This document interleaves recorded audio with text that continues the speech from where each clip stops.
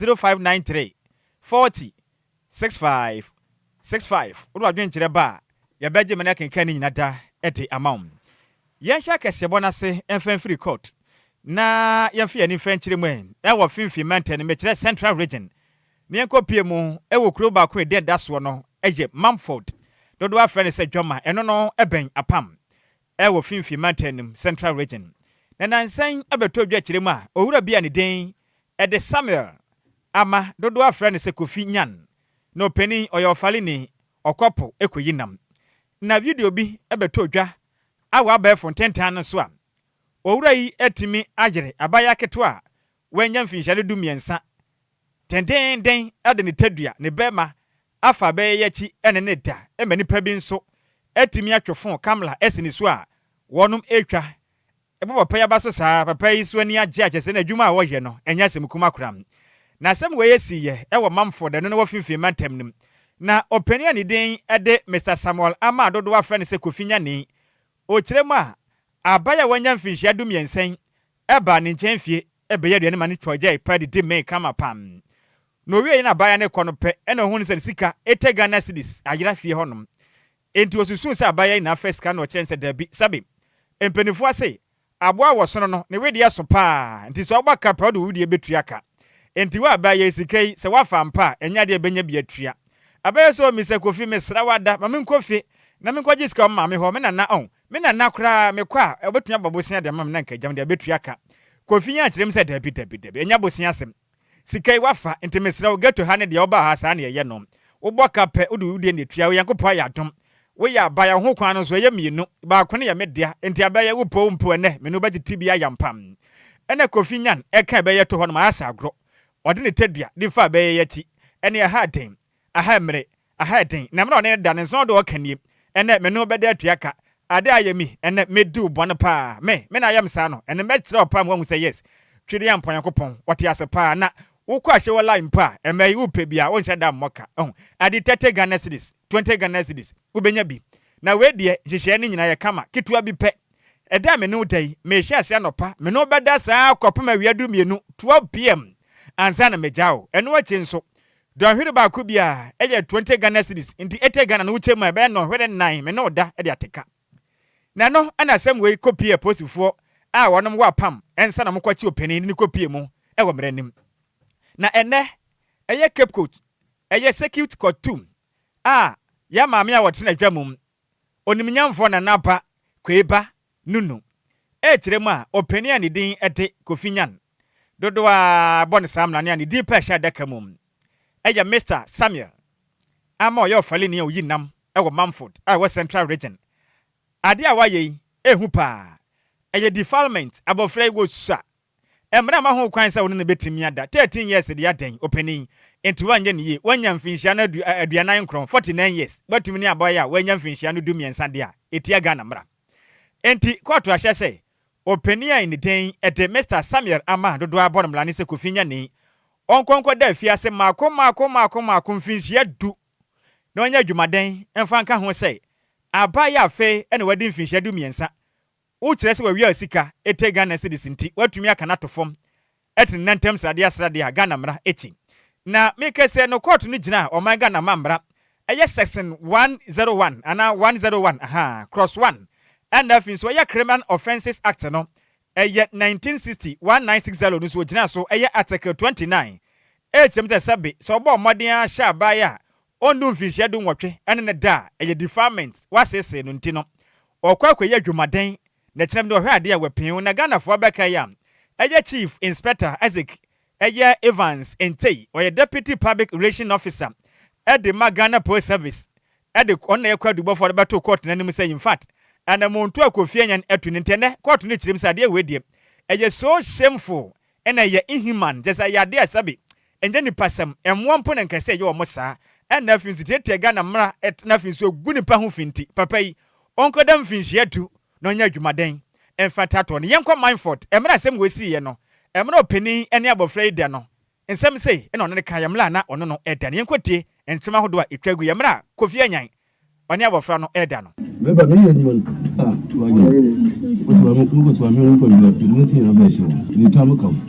wale against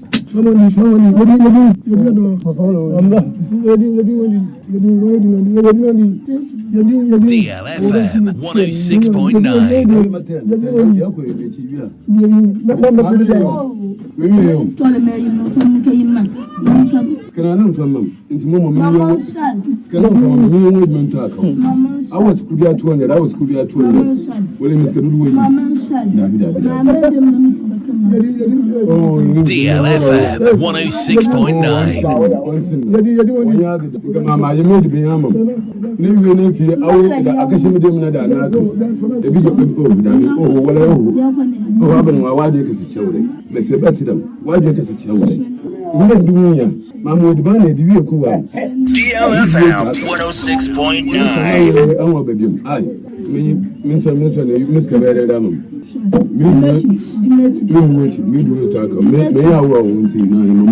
Aha, enti nanyen menye da na me de atwaka.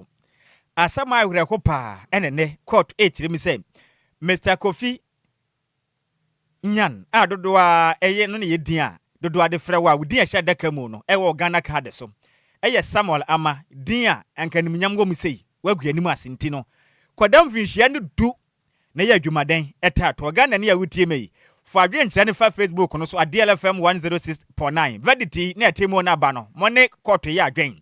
efin say WhatsApp na 059340 6565 Mr. Kofi Nyan okodam 10 years na kyerɛ hwɛ ade a wapi ho Sika Kwadwo emre nti yento aso na ebeka ho asem daache Yentoa Kasiyabone so na Ministry of Health e de abetuja HM say vendor no ana Lightwave Health Information Management System Limited ehye ne nsanon e yade a contract terms na omokoye no chese mu fape ana watimi edi hu djuma sika waje no eye $77 million no eye 70% e de fasika omu na akọ eye adwinkro mu se omobeje na omokasa ewa government accountability series no course so ende wukuo eye ahene mebosom ne de toso aduonu nkunu ewa mfimpi mienu ne aduonu num na so afọ na hwapomudi ho sem so eye kwabna minta akando edi tudwa na oche se eye niema entimi enkoso ewa electronic medical records eye contractor omone eye Lightwave eye Health Information Management System Limited for ekoye na odana di se na musa niema we sunti na wase system ahodo no mutimi tutuma ene de oha kese pa anade ababia ye omohwapomudi ho sem so ewa man Ghana mu no chema eye data assassination so no chema eye blackmail pa esan se adenti anadwuma amode hye amonsa na mu fape anamo ye na emom sika no eyade amobomodin ha etimi agye no chemu so se eyade akwa asante mantem honom pa no how no ewo honom achesa yaresa entimi enkoso ye ewo honom esan se dwumade ewo so mudi no enya ade amobom homodin etimi edidi amawo sanso no di tu eyetememfo ni nanim saban ebo ne homodin aso obehwe na apomudin ho nsam etimi akoso ewo man mu se ba ye digital health infrastructure ne so eyade aban ebo modin etimi ahyemudin. At this point, when we took over, we invited the vendor that the contract had expired and therefore they must hand over to the state. And so we needed to understand exactly what we were taking over. So a forensic audit was conducted. And when we realized was that even the hardware, there were gaps in the supply of the hardwares, the supply of computers. If, assuming in the contract, it stated that they should supply HP laptops, you go and cheaper brands are supplied. They should supply, let's say 100. You go and less than 100 is supplied. So there were issues of quality of the equipment or material supplied, and there were issues of quantity, the number supplied. And so upon analysis, you realize that the gap alone for the hardware was not less than $18 million. Again, I have stated that the contract sum was $100 million. At the end of 31st December 2024, although 450 out of the 950 had been connected, the vendor had been paid about $77 million. Clearly, more than 70% of the total amount had been paid, and less than 50% of the work has been done. At that point, we had to refer everything to the AG and the appropriate quarters, including the security, for advice and appropriate action. As a ministry, what we had to concern ourselves with was the solution of the matter to get out this mess. Eni ya uti ye eye kwabna minta akando no ana ye osoafo shop omudi ho nsem so e wo man Ghana. Yanto akasebo no so na yemfa yani emfa nkyeremum e wo man Ghana so ye hwe se o man emu bete pa na hunidie nso etumi akonkan e wo man yimu edin da wono so Environmental Service Providers Association ekuo nkabomkuo etwanitia e kan se ESP na wonom de adesre e de ato omaga na aban anim se wonom esre nada e katwitwi die pa na da honom a ese nkaban etua ode waste management contractors ne ka e ha dwenyi pa ne sente ne ama omuko mu bu pa adwuma na moye no omunya sika emfentu adwuma yefo ne ka omomba modern ahwe se site on eye bola ne kogu nso ombesiesie ho ne nyina no ekire din ne sente no omuni dibia na omaka Ghana be mo hwe wanim ebeduru obubu obuso yakwa kwahye ne de toso nsom ewo mfempim mienu ne de nunumu mekire 7th November 2025 ne se ekire din na monte ho hwede a wometo amude agumontene so ade ba kopa Ghana mpanifo nim eyo ye kire nti womuso be yabi na omada wono maye ade ade de kire Ghana mpanifo visa sabe se ye de yawo na wanka sautiri ho a de bia ebeyi wayipone nene omba modern afre sentwerefo nhimo krabo parliamentary mu am Executive Secretary Churchfo Edema Ekuei eya Mrs. Ama Ofori Entry Ede Kokobo Ede ato ho ekirem sem eye waste management sector no ahye bo no homaden hwe se o man ga na kurei emu bete wansen etu nipa do mu kwa montene so ekwasesa manfo bola wono mayagu afiafie mu ade kogu sumu na so kama e mo manyi mutie se be ya nyarewa etumi ma o manyi mu na nipa apomuden entoto ase no o kirem a kapa aban di wo mo no ha adwenti amadwuma de o mudie no enam sikasem ti adwuma ne nyina egu enti o mo sra ban na ekwa ikirem a mekese no ba bia mode bola ne kogu no ehwa nyina ye ma wanam treatment plant nso a mbamode dan eye bola nim me de ade foforo se ba ya bola enyo maga na mwoso no nso mfidie no dodo na sei o munya sika mfa nye enti adwuma no egum Mrs. Entry ekirem a mekese no o muhia aboa mo papa Ghana man penin amfa na fence form amwa pa mo sanko musika o man Ghana eye sanitation anase ahunidie hu sensem na beje nsrepe ne pataku o mayimu a ebeye hu pam o kirema mekese no o madwuma yefo pi na makwaje bosia e da fisika kwabia na o mede yi adwuma ahia da o mede yi adwuma no o mede zika na eto ka ne say maintenance fee o munya sika mfa anye ne banka ahodo sika kwabia ahodo tata adwuma yefo no be fisika mkwaje ye no wonom entimi entuaka yema me kirem sem asana bono homaden ene aso ehwe oman Ghana Enquires memoso metre eye Ministry of Local Government and nothing decentralization and rural eye development na tenase esenkonwa and nothing so kwakopi of Parliament Committee anim nanso akire din sika yi maye entemu sra ban say en manim yada mesika ne mra ente sade a 7th November 2025 omanyimu obi ankwadwuma ya kire mbeye no enya semkuma e wo manyim mo free ade no mo bankers kra ma gi loan into wo se utimi gi loan ye adwuma into ye twa aka na so ba ko service loan ebi no mo entimi anko service o mo loan into se se na mo dika ama banks ni kra de o ma ye den akọ na adwuma na ye no ye mo se eye mpomudi adwuma into no ye mpenisa na emom ya tu ani akọ local government any o ma kasa atu ani afa baby bebre ya patch ose mo hwe na mumbu assetane na yentimi nyeden enkoso employee supply service enti ya yenhye den nyamu aye papa bi ye enti na ewia we ya frem se mumfa asem no enkotu dwamaye enti de yesra ban ni se sanitation edwuma no enye ye pe na yenye ebi mpoda enti ye besre eka na wo ho no ontria na service providers no omo nyina omo ntimi nkwaso enye edwuma no because ye to landfills no transfer stations no ena toilet baby ye to toilet go kra wan kan ha menjin dis ye betimi atena krom ha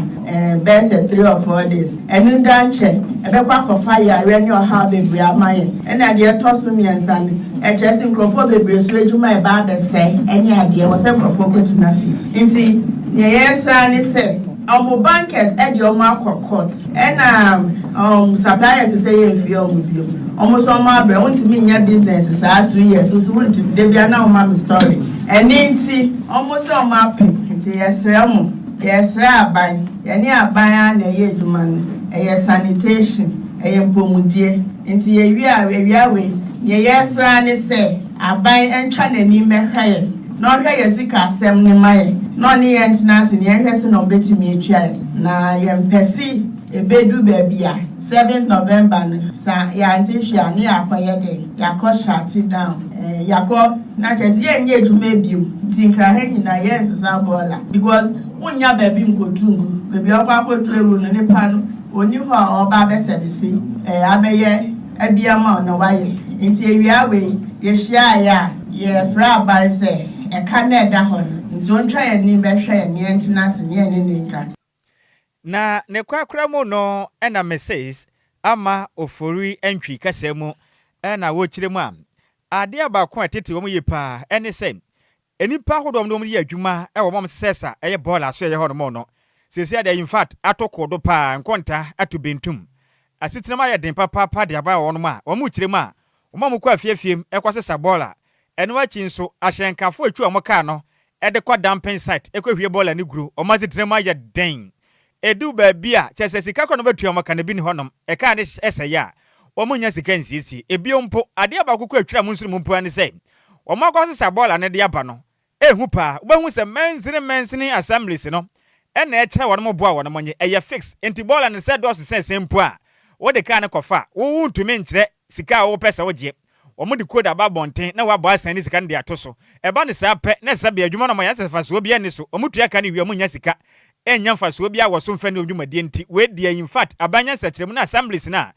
won na mo kyerem mo se sabola sika omonye no nka omunya na omankasa entwa mo bo na mo mfa nyi sika mo no munya bi emu adwumaden ensumo men ya ma me esan kyerem se wo hwe fango bo pa ne bo ya yeden na sa assembly be kyerem sika omonye ya aden ye ne sa emmo akram ebia nso enyinam kane abo akosoro adwuma pa afo nso mbedi pa e mo se sabola no nso sika omoje no matum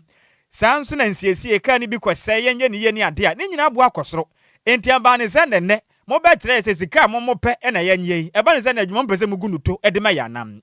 o kyerɛ ma wɔsra da sɛ de mo maka ne naban o mu ne asɛm bia ka wo de ne betua asɛm ne nso mo ma mo kwana o manka sɛ enyi sika be boa na adwuma no atimi agye ne naso na mo anya pa ne yakopɔ ya dom no buo bosom ne yakohye ne nda ne toso nson na sɛ o man tehwe a kra yi mu mbehuru pa o mbɛ ya o kyerɛ o mu kyerɛ mu a ade abako nso hia eye neji ministry no omo de tuo bi aba sa sika yi ekwa neji e wo mla sanitation nse sika we nka ekọ na o mankasa de yi adwuma no nso aban ye ba ne se mwonti masika ne nsan nkọ eye environmental and sanitation for no ho na munyi sika we emfa mo na kure ye monte na sanitation na ye wale tu atese a ye mfa so mo no emfa mo won mo kra wo manyim over the yes ne se siano his excellency John Dramani Bayen wa share bebre akanyama bebre se oba ben support your sector wa ye relaunch of National Sanitation Day with DLFM and na wasa che wadan ye say in fact obedi enim amaniema sesa nti ye nene eye adwen ba ko ewa ne nhihye nyina wa ye na emom ye pese ye se aban no no hwe sesia no eba ye dwuma na bola dwuma na ye na nwura na yesesa no bebi edi kon ewe na assembly na ya ofisi ebo na ye beji efi na assembly na try to on my na to na ya assembly ni twa no ye omo fire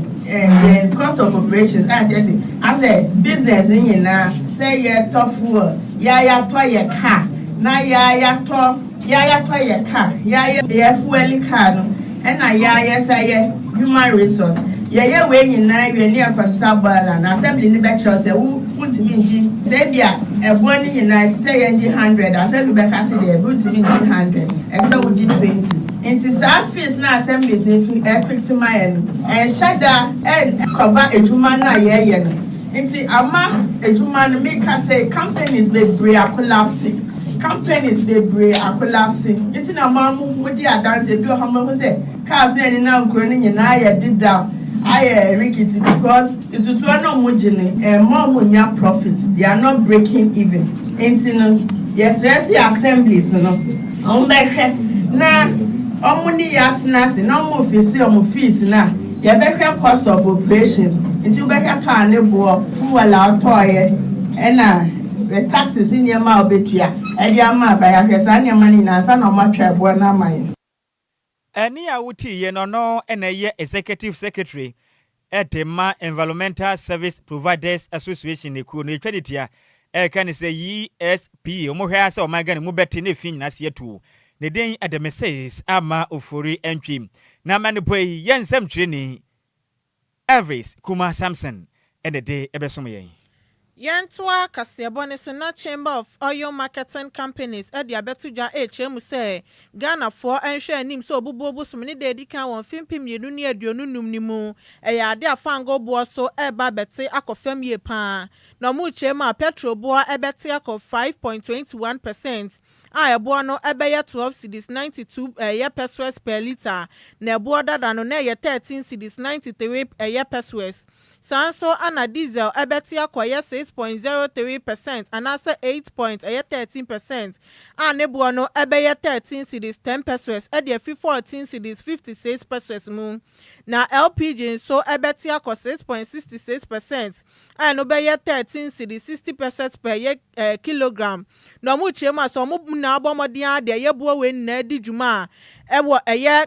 oil marketing companies ahanu ni manu betimi aboa na mfimpi mienu ni aduonu num chese oman Ghana chese fango bo e ko fam ye pa e wo man yimu no ebeye afiwe nti omomomode ahweso mu nyina betimi edi dwuma sanso na di tudwa na ochemu se companies ahodo ni bi se eye ade na wotwe wie ye omo abehya ase atete omobo ni so na emom ebi nso se omo wo eye oyo ne wo honom dadanti no e wo se omotimi ton ni na awie ansa na omatimi ate so na omo sanso edi tudwa echemu se eye global crude oil prices na confirm any send your mind Ghana Sika sem so aye ninti no eno nam so nti ana omabomodin ha etimi atete fango bo ani so ede ama Ghana for nti weni nsem efi Chamber of Oil Marketing Company so aba betoja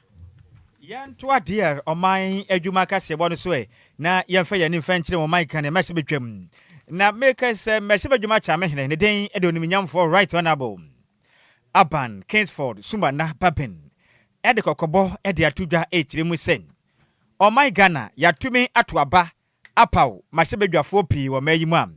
wonom esom e wo mahyebedwamu na ochiremu am edu pempense mahyebedwafo no ko asetena na wonom ebobo my Ghana mpunto ne kanko titiru efamara ho am dodo na ma mahyebedwam ene ya kire din woni babia omokọ ekwempa omu nsere bi na mahyebedwama cha mehene kirem sensem we no ha Ghana fo ye pa ne senti yekoya nimi ebinsi da Ghana fo nya botra che se ya to aba kwabrane kwamashi betwam na osimesi yebeba odin no absent wa ma aden na se wo constituent ne se wo muni pa kram na masebadwuma cha mehene kirem se na meke se de emre ba ya dwuma pam wo ya masebadwane na wankwa adwuma se de Ghana ne yankwa adwuma bosum de ete na ketua no pepepe ebe ya adwuma masebadwam na mra waje emre na okasa e wonne ehime bosum ya omde toso aduonu enkrom emfimpim mienu ne de nunumu and speaker Aban Kingsford Sumba na Papen echirem say in fact we ma shebadwane wankwa asetena waso ba ya hye pa ebe ye hu pam no chirem am panat bi wom ahokyere be kan no edos papa na ebi kura ne se wanhwe ni ya wakwamnya no ebe fire woto wontumi nya ma shebadwane bi ofisa wonya krado say obo omhomoden akohye mra ma Ghana ye ho atoyem na ochirem say kokobo we no opese oboa na nkuntabo ye adwuma ede fa masebadwafo no eho evita sabe so be masebadwane a wo mmumra so ena won semmra evese tumi boa na Ghana fo nya so mfa so se wo ye masebadwane na wo kirem a we betumi aboa pa masebadwafo dwumade omude mani aba mo so aboa mo my Ghana ye mra ene ne hia hodo a ebeta masebadwafo dwumade ho no etimi eja dwumade nsem sei etu dwa o Ghana ye masebadwam. It's for good reason we decided that we'll sit in the afternoons so that you can take the morning to attend to committees, prepare your reports, attend to your constituents, and that by 2, then you'll be ready to sit. Again, that's the period you can also interact with the ministries because there is a time established by law for public servants to report to work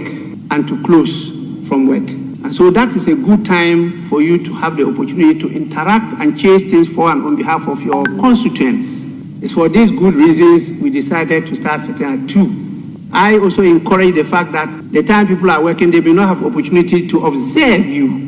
and participate in whatever you do. But in the evenings, they have the opportunity to sit, watch, advise you, and also make some inputs. That again, we are not taking advantage of. I'm saying this for the last time. I've given directive to the clerks at table to take the records for this meeting. And please, we have the standing orders. We know what they say. We'll be taking action to make sure that we compel members to sit or to be considered to have vacated their seats. No, you better find say when wapon adwuma, ma shebe adwuma no nya dia wo kondo bi unti gotene fie chire din. Wei, eya ma shebe dwam achira me hene right honorable Kingsford Sumana Apan Papen nene ena wotiye. Yentwa kasiabone so na nkoso ohene edemasu humokrase eye nana kwasi jampo no etosu mienu abomode akobie eye KG blog fofra no ede amokrase Presbyterian eye mebezi school na eye baabi amotena si esuade no eye mienu sanso anabia ya ombetimi adidi wo ho ene bia ya ombetimi akoyo muhu ye eno so so nini na ewo ho no ma chese ehonom ayefeye papa na headmistress edema school no eye Madam Joyce ansa edituja echemu se eye KG block foforo yo masi ama omne de no beboa madisua ho nsem sanso na de kira ho nsem etimi akosiye ewo honom na dan dada na esi honom de no nam so ma wofo bebre na yo mani firi honom sanse no musuro se bedu baabi na dan no ebebu egu eye nkwala ne sunti no omobo omode ayi nkwala ni na edi free school mu honom na sese ye omanya dan foforo ni de ogidi pa sa wofo ni na besan de omomba etimi aba honom esanse no beboa wom amadisua ho nsem etimi akosiye owie no de asida piesie edema na kwasi jampo no to so mienu se wabomodin ati omusunu abesi edan we ede ama wom esanse nipa bebre na ana na omodwen ho sentisisi anomofra no se koba se edan no kra bugu ahemfa na mofra no ebetena na emom so no akasade ni sika etimi asidan na mom ne de oka ne se Nyankopon enhira no de asida piesie pa ana edema no May the joys answer across the praise head. So far, no, near Omodia Maye, Ebeboa, and Colano, Adisua, any Adichan Subecoso. You say, no, not dine or no, nay, yet, I offer crown peso Modio Mabeba, but Mijidi says, say, Yenya dine pay, Ebeboama, our funso, Edward Mabana, no maintenance travel. Almost last time, it's in Ukraine, no better say, and Colankitin Kitty, Etima. Ne ya hometepa but onyame adom yedi 80th birthday ewema school no ene ma na ba mu se obeboa ye ama yenya school dan nti waya de ye da na sepa nyame nkoso nchira wa promise ye se obema ye ICT lab so wie we ni DLFM 106.9 obesiesi kum ha ama ahanso ayefe so ye ni furniture ye wo ye tete mono chairs and hexagonal tables enti ye kwaso stress na nama ye school dan no mo aye normal ye nkonwani tables ye betumi de asuade ewo bacho KG block wa ma ye 2 classrooms plus dining hall kitchen and then rest may the joys answer Eniya uti ye Madam Joyce and son na ye headmistress at the Democracy Presbyterian MA Basic School. Na ne krakremu anana kwasi jampoto so mienu edi tudwa na ochemu se so wa ye nkoso ahin de wo so bomode na hwe se mpuntu ebetimi akoso ewo ne important mu honom na yade a wasi niema bebre na ana de ama ne manfo na we mpo de ye ne ketua bi nti wo hu se ne na eye tebia no etie ewo school mu honom no na wa ye nkoso ahin de wo so otimi bomode na otimi hwe se oba besi eye dan no etimi edi ama wo Heritage is from Ghana, and so my mom, before she passed away in 2013, I told her I would come back here in her honor and make a difference. So in 2013, when I came back, they asked me if I wanted to become a development chief so we can do something in the community. So then the chief that was here today, if you look on the streets to him, my mom's name is on the street that he allowed my mom's name to put on the street when we built the first school with Phi Beta Sigma Fraternity School. We built the first school there. And then after that, we came to the clinic. And I said, well, when I saw that there were people in the community here having a hard time getting to the hospital, I said, we need something here in this village where they don't have to try and find rides to get to the hospital when they're sick. And some couldn't afford to pay for a taxi. So those were my reasons, one of the reasons for saying, okay, I need to do something here as far as the hospital is concerned. So and then after that, I had a basketball court here, which I am now working on. DLFM 106.9. Basketball player. United States want to come here and start a basketball league. So hopefully that will be my next project, to have a basketball league here. And what we just done today here, I have said, well, the children to learn better, if they have a place that they can eat and don't have to worry about hunger. If they have Eni ya uti ye nana kwesi jampo no etosumienu no na ye nkoso hene de masu humokrasi na manibo ye nsem chiro ni kontin hini kofi obo ana de besumien Yanto akasebo no so na yemfa yani fankyere mum ewa santimenten na district chief executive mekire amban anamusini a owo ahafo ano southwest ne den edonumnyamfo Abubakar Sadiq ede abesobo pa ede apo ND Samanyuku no ma wonom wo ahafo ano southwest abeto mpeso ati chim say in fact o maya dwumaden pa aboa eme ND Samanyuku no etimi anyatumi ene wo moso ma man yi pam na wo kire me say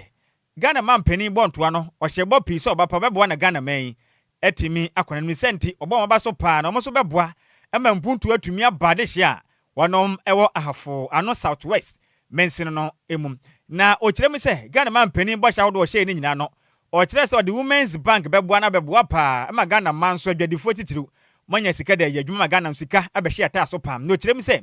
Ghana man pani de in fact waya krado beso man so mpa ma Ghana ni bia no ne ho etimi atono to ne say the to jamla na onom epa dwuma de dia daso onom eya original powerful ladies eyeku a wonom de nyam hye kese e de ehye mensini krache e de ma de hye a wonom ewo ahafo ano southwest eye mensini mu onimnyamfo eye onimnyamfo Sadiq Abubakar Sadiq omo hye nimnyam pa fi say baba no beboa pa manwuma busu ese mpodi ogusu a wobo bra manwuma ebusu ani nyina aka eye dwumadi awdo Ghana man pani de sen so no mu kirem se dwumadi na sem titi daso no mobilizing the diaspora to reset Ghana for jobs and accountability. Emra okasa de sem say etuda. Enti adwumadi we amu ye enti no yewura John Dramani Mahama ene ND Samanyuku no. Yesi yeni bibia e de mamo but yeda mo ase. Say adwumadi a mo aye e de ama Amanyuku no. Na ye hye mo bo say ND Samanyuku so no emma mo bra nya den enye kwa. NDC promising never be free. Ebini Women's Development Bank by next year. Yeah, Baba started. Yeah, Shemo boss said, "Nyame bua na yetimi start ya kwan bia so." DLFM 106.9. Ebenya lulu na mudi adi adwuma se na bia mo so abrabo be de ebe konkan. E no free hono ma ye wonyo bi say school feeding. The new organizer and the executive akasa. Ah ye Shemo bo nyame bua no mo ma ebi ka ho a. Ye nim say ebi dada. Ye make sure say ye benya so ama omunso atimi ayebi eni awuti ye no ono ene ye mensin krache ye de ma de hia wonom ewo afo ano southwest ego asantimenten ndin de onimnyamfo Abubakar Sadiq ena wote nenkan na ne kwakra mu no na chairperson edema original powerful ladies eye Shiram Atoma Agyei echirim say in fact dwumadi omudie no wonomotai eye mensini krache anasa bas anamusini edema de hia wonom ewo ahafo ano southwest pa efi say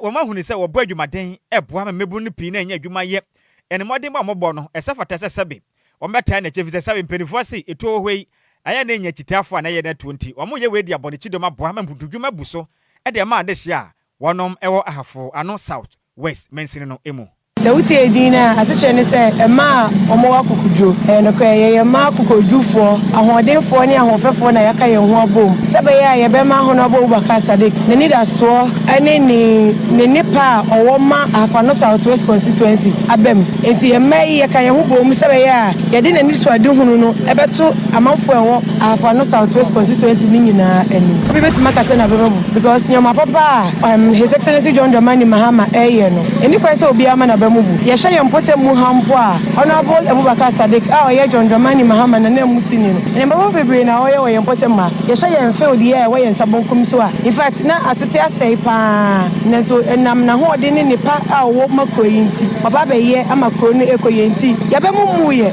we se de esi aka ye ho abom no kwa kire wo se abembo bi ani bebia ewom se ye hwe ni mu se ye nyinara anasa omamu ni nyinara sa beka ye nhyefa de but ye mai a ye nim se ye first vice female president no ye vice president ni oba no o wani da so ne shepa bebre mamma enti emrepa esem no nyema wa hyehye gu akwam nyina ye sabetima kayafa Any a wuti ono na ye chairperson edema original powerful ladies. Ne den ede Sheila Atoma Acheman. Na amade boy yensem training Barbara Crantain ede different Asante Mantemnum ebesom yen. We yen nyina we so na yen kenka madwenkyere ne tew. Na akopama so fo na ye krado nti no omon fast sports entoa kasebo no so enfanso me na dole ya jewe de aba na wase good evening Samuel and Sikapa ohwe live different Christian village achem water encha kase enkoma Ozigirls medase Zigi wate wonkapa na yemfa ni say sanso na yaw eye shine say 10 years the yesu apa eye small kra papa we pa sen komman finish year 30 years na nka chino hwe de we pin home eye sweet Elizabeth the aba na say good evening that is my handsome my Sam and my Sikapa what kind of or say the papa ne in fact or sene isabe aponche wanya de kra de na waye sweet Betty near Lebanon zone 4 or say in fact DLFM in fact mo ba dwumadin pa olaba wo na ju be kire masium na Abbas Austin said 10 years far there for what Ghana pa 4949 say that 10 years they say so kitwa bi mo man na 100 years no kwa wa mabiu Frank honorable Frank Amankwa or say encha kese pa no different kitase e de bade ma DLFM adwuma yeko ni nyina o kire ma in fact ye boy adwumadin ye pa som Ghana no so ma ye crowd same people ye me ya doma 31st January mo kwoto aba azi mu penny mate adakwa ya dom me wa for different doblo ona ode aba na me chen wa fa so kase san no mana ye crowd no tirem sen encha kese nkoma wa fa Sammy B na Adjoa Agyei Sikapa in fact mo som Ghana som papa na to pa ba ko pe 10 years opening next time mo hwe ade be pe ho ne nsem no na pega da ba na o se de tie bia no MPP eye mo na mo kro mo amasema anazi kama nkani yi se ene mo amasema na mo amasema pega di free achimasafo na sanso na reto ben o se good evening brother Sammy B ni Sikapa in fact 10 years ni dia ane so esu akura papa no ye widini pa ka bo man 100 bie Richmond or Hini Kujo Diabano say good evening to you all. DLFM Majumaya for in fact news no or see a tasty angas in fact so fantabruta or here live different dodo wa ya das mo fa Richard Menno or the Yabano say Nhyiraba Kwadwo Sammy B na Adjoa Agyei Sikapa papa we so bad the poor wicked man it more dio you didn't pay any and I'll tell what you buy any sano we see news papa Richard Mendy free BBF be fine ewo bwetre so jalan no different buy sanso na obeda samwa say taxi driver ni Tama New Town was good evening DLFM family in fact mo boy dwumade so Ghana pa na kopon ka ye ho pa no ye kese in fact nsem no de ba na doso pa doso na so brand nti ntwa so efo tontom GH say good evening DLFM news in fact keep it up dwumade na mo boy yenso yada mo ase pa ye nyina we so na ye ntwa ye ho mra na agropama so fo no international na mesrew ye sremo Sofano, yet to me farm, and I'm your time into Yamia Dwam Pem, Betty and Kawati. You be a dress one year, dear. DL Power Sports, DL Power Sports, DL Power Sports. A one day, a jam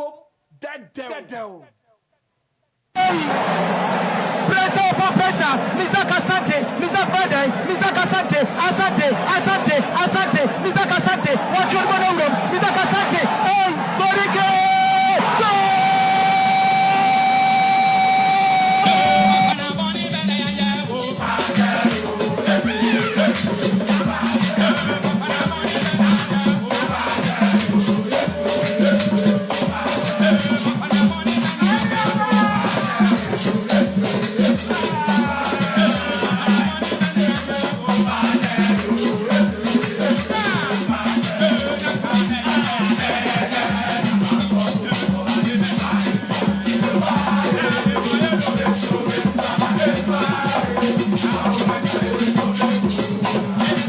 Me wafa se odisika Abrantie watena se yenko ne odisika ofa epombo ko de nyamya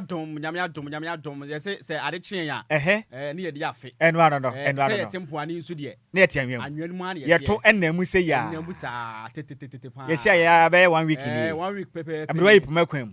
ekwam atene emu ada ho ebredi ntino ye nya wo ne kajagum mate ofa mera se abusua me na mase na yen sama mu na akwa ban fambra DL 106.9 abusunya embraso se enwumere so yen trans na afia gudie mu nsem a yen saka no efia hansem na face me patcho amaro ne nsem na no yen fa the latest update no emfa be som e wakase mu ne mu ye be hye nsem na se me patcho e local stories na ye hye nsem na se de ya uni se eye na watwa atwam ya e na kumase asante koroko etumi ekopiem e Morocco monteso abrama ne work of Morocco e the ball ni all confederation cup ni mo me patcho at the end of 90 minutes kotoko etumi eye hwe han e ma ye bon 5 goals to 1 e ma luko wi akire no 6 goals to 1 on aggregate and no after the game pe e na kumase asante kotoko almost striker almost leading striker ni din e de me patcho Abrantie ni din e de Albert Amwa Abrantie me patcho kotoko 424 etumi eye hwe han e to Abrantie no e de ko Libya monteso aye me patcho ti won din e de ye Ila Benghazi and Abrantie ni din so the Albert Amwa etumi joining na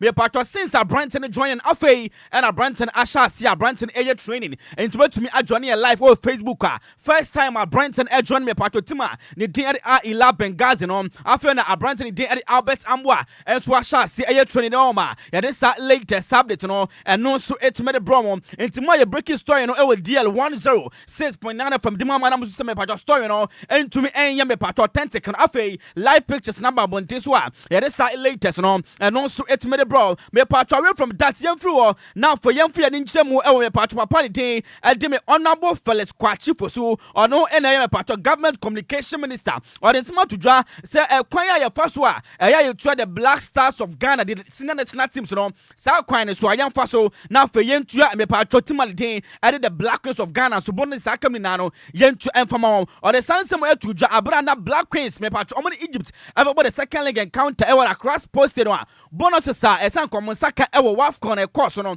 me patcho omo sentiment kan no the trebe honorable Felix Fosu Kwachi and you busa ne say Black Star be bobo dia you trip bonuses na mom say Black Queens be bo a e pena bonus no sensem no etma e dawre hu sana kwa de den dia ono so kire na adwen e de fa sensem yenko ti ensem a honorable Felix Kwachi Fosu and to judge for Black Queens bonuses ya yentu an ntem enfama girls no. Well, that would be quite unfortunate. I think that we need to treat all our athletes equally, irrespective of gender. I mean, I even hold a view. It may be controversial, but I think that we should be paying equal wages to both men and women athletes. I don't see why men should be paid higher than women. That in itself is a difficulty. Delays are not desirable, of course, and I think that we should take steps going forward to ensure that it does not recur. Sometimes these hitches occur, but I am grateful. I am gratified that efforts are underway to resolve it quickly so that they can return to the field to play and bring us honor.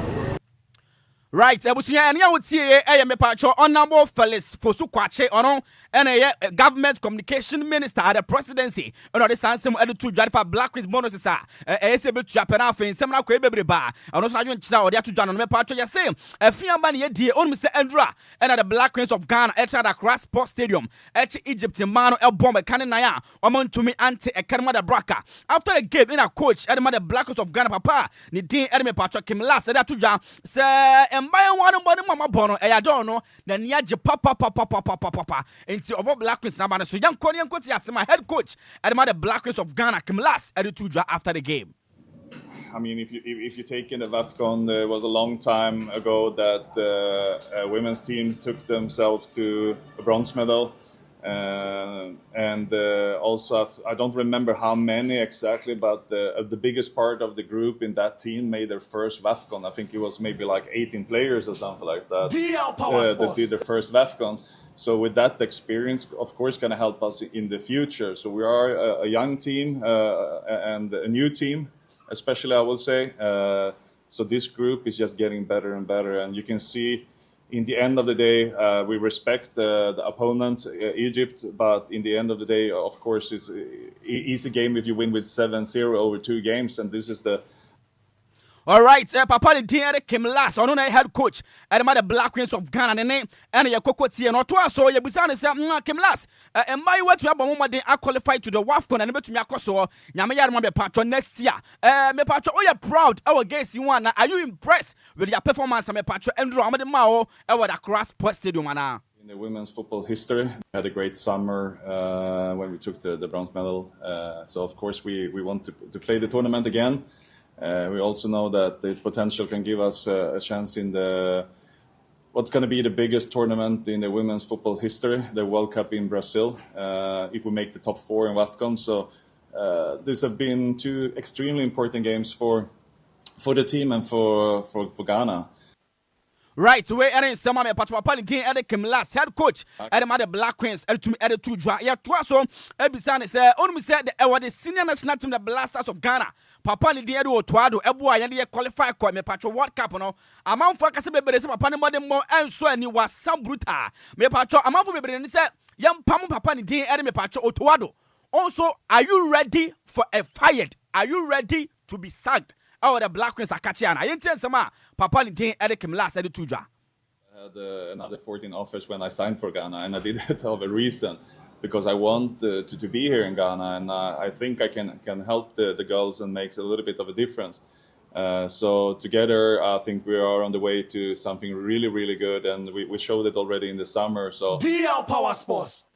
Right now, we're in some Papa Din at the Kimila at the 2 draw after the game. You have to me Patra buy one team at the Jennifer Bonso. I buy you me Patra Britain one so and to me wap I buy you way in what pennies will be Sakai at the Mother Black Queens of Ghana. After the game, the first time now Osia Kai our Ghana has sent ye. Yabusani say after say game the course me Patra experience and it's a game is for cry. It's a sign in a Josephine Bonso the Papa Ghana ni Brano Sano and Oshani so near Ombrano Bisia Kai. And from the Black Queens of Ghana, and to born or body now, little painting, and I will see a kind of the Black Queens of Ghana. It's a great thing. I mean, I wasn't here when they first qualified for the last AFCON, so it's a really good feeling. And it's my first time in the Accra Stadium, and I'm just very proud to be here. Congratulations and it's a great. It's my first time in the Accra Stadium, and I'm just very proud to be here. Congratulations and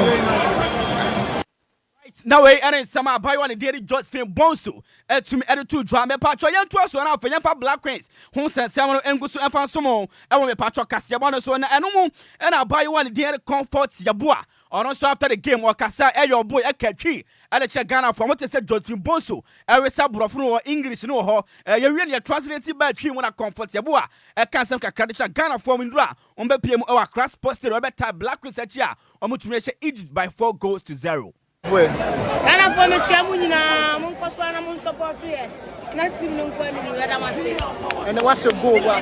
when you're I'm very, very happy. They can't you. Sorry? I spoke to you. Okay. She doesn't understand. You can speak French. Okay, let's go. Yeah. Spanish. Hola, ¿cómo estás? Muy bien, gracias. Luvian, como estás? Gracias. Now we are in summer. I buy one day and so the comfort. I bought the 2 draw after the game. I buy you out to me, John, and also about hat trick. I will end that game anymore. I buy one day at Doris Bordua. I buy one Bogos Nyansa at the Boama Black Queens. It's me qualify. And also after the game, or in some 2 draw, just in the Nya Jebruta. So I Boama Black Queens. It's me qualify to the WAFCON beto draw. Me patron Yamayaduma next year. I need to say, I support you because BBM. Yeah, there's some young people.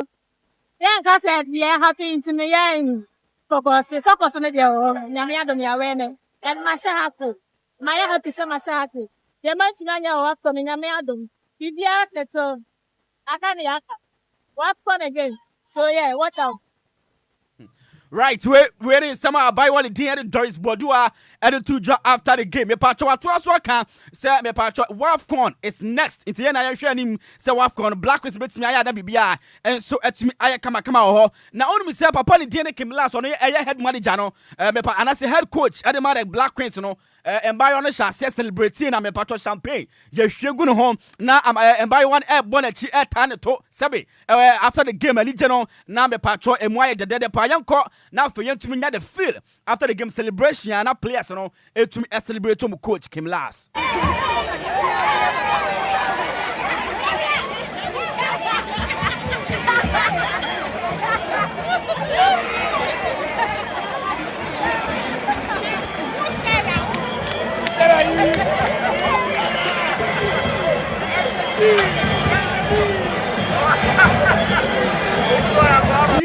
Sports live commentary. Joe.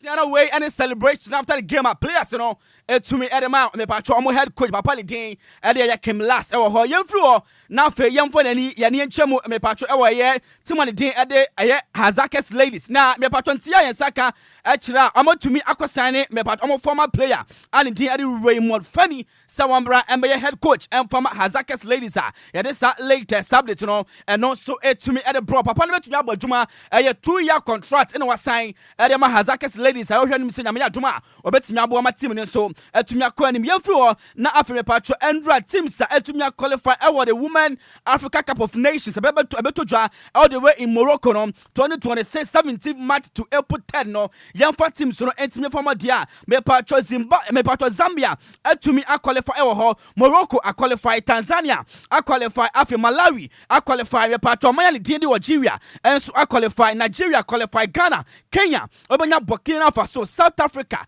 Cape Verde and Senegal. Now we any my patron qualify Nyamaya Duma 2026 March 17 me patron Women Africa Cup of Nations no bet me to draw her ya this latest update no and also to me bro away from that only say nation service na what twima and am to me saka mo manager ya papa Lidin ade me patron be care or cancel now reporter yen saka to that am to me sign former manager and a former coach ade ma ya bibia ni Go Stars ya coach from Paul Manson ono and the new appointed coach ade ma nation self so beba Jumode team na be part in the first ever interview DL 106.9 Trabena yede papa no aresa brofo no so eka brofo kire se since our joining nation of Canada good things ahead of the team. The what I can say is the English people will tell you it's coming home. Here is a place that I know very well. I was once I'm the coach who qualified Kesben FC, now Mediama, to the Premiership, and I'm the first coach to play on this pitch, so I understand everything on this pitch. Right, Abusian, now and sama coach. Edema Nation Service from Paul Manson or somebody to drag say Quambia Babwa and my team so to me up and my papa to me fra. Away from that, young from I'm a partner. Now what chemo a year Motor Guinness Women Premier League in the shots here. Northern Zone say and a match the one fixture so 8 me here. FC Savannah Everton Fiena on the Ampim that one ladies to me Edia Bonnie. Now for Northern ladies at Tenfie and your prison ladies so to me Edia when so Odu each them so our 2-4 pack and over the chamswa.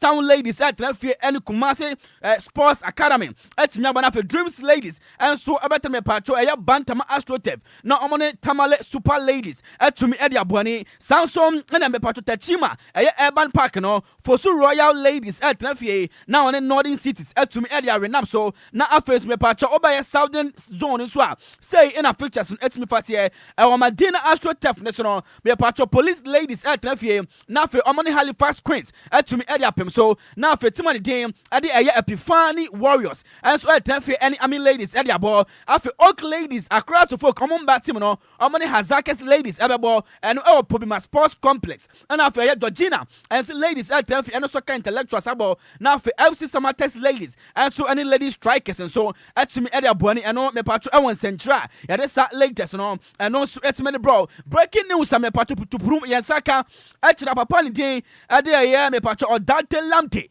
Enkane Black Stars player na okochi Techima 11 Wonders currently omoye Legon 11 Wonders is another team no Techima and yakoto dia bakra and bom ho adwa won krampompuni mantamu ase tumi ababane na show to pay or see on free team nam na free onko until 11 Wonders in penny for abo papa ni din head coach ni Odate Lamte na to say pay say on free team num ya bod mon galata in prempren dia ono ontumi enya head coach and former 11 Wonders ya dey sa like the subject no and no so etime the bro my emphasis in someone so informal say me patcho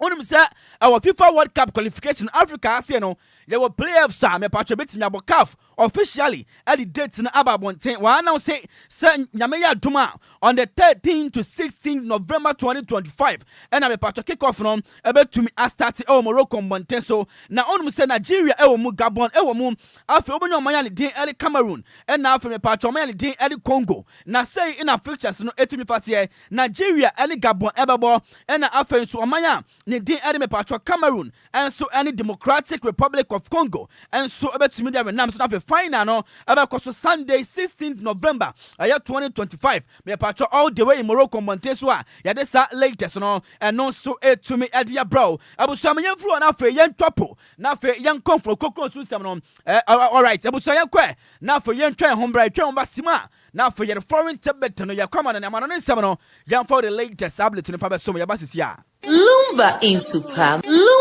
Super, natural mineral water. Get a grip. That's super great.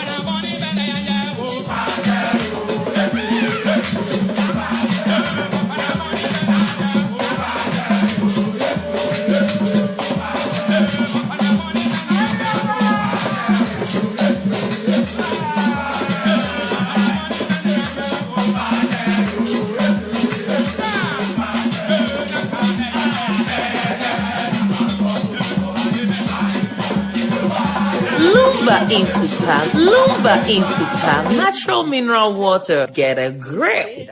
Right, abusunya yanto aso na afa yemfa ma no nsem no the latest update in the world of sports and to me and find some ya kwama no ya yehye nsem na say emfa from me patro and any endra game sawodo you told yemfa results the Italia Serie A no yentum emfa some me patro Fiorentina etna fie any Bologna ebo 2-2 and afa Lazio and so etna fie any Juventus me patro Lazio ebo Juve kaneba ko a ono so entumi anti Lecce etna fie ema Napoli ebo ne kaneba ko a ono so entumi anti Atalanta etna and me patro AC Milan and so ebo 1-1 ho me patro the games betimi to dwa AS Roma etnafi and Parma etimi area boy na fe Como and so any team on dem ere me patro Hellas Verona ebetimi abo na fe team on dem and so me patro Bologna etnafi and Torino etimi abo nyame yadma ochna me patro afen so utoma me patro Inter Milan betnafi na fe on team on dem ere Fiorentina and so etimi ere nam so a ewo the Italia Serie A ere sa latest update no and no so etimi the bro Samsung na Endra Copa del Rey matches ni bi and so etumi etodwa team on dem ere Atletico Tolisa etnafi et Burgos ebon 2-1 after team on dem Girona etna me patro kwa away to team on dem ere me patro Constancia ebon 3-2 after team on dem Real Oviedo me patro ekwa away to team on dem ere me patro Orense CF ema me patro bon 4-2 after Leganes etnafi et Racing Santander ebon 4-0 and after me patro Luka Monsia etnafi ema Cadiz bon me patro 3-1 ya this latest update no and no so etme the bro me patro running to young corner for year for cup no me patro games ni bia endra to me to dwa no yamfa latest no yentum enfama me patro Brentford ekwa away to team on dem me patro area ya Grimsby Town ema obon 5-0 after team on dem me patro we become ya Wanderers etnafi any Fulham and so ebo 1-1 and a team on dem and so me patro Wrexham and so tell fi Cardiff for ball 2-1 me patro fixtures ni bi and so to me to dwa me patro our DLFM pokal mo na say na results no etimi fatie and Frankfurt etnafi ma Borussia Dortmund and then ball 1-1 me patro FC Handham etnafi me pat ema team on dem area Hamburg me patro SV akwasha ne kaneba ko a ono so entumi ante Hertha Berlin etnafi team on dem ade me patro Eversberg abon 3-0 Wolves etnafi team on dem ade me patro Hosting come ema bon we kaneba ko a ono so entumi ante Wolfsburg etnafi me patro Vinya for Bochum abon kaneba ko ono so entumi ante Borussia Mönchengladbach etnafi and so team on dem ade me patro Kasaha abon 3-1 and after me patro Energy Cortobos etnafi ema RB Leipzig abon kan enanya ono so tie kan mo bako me patro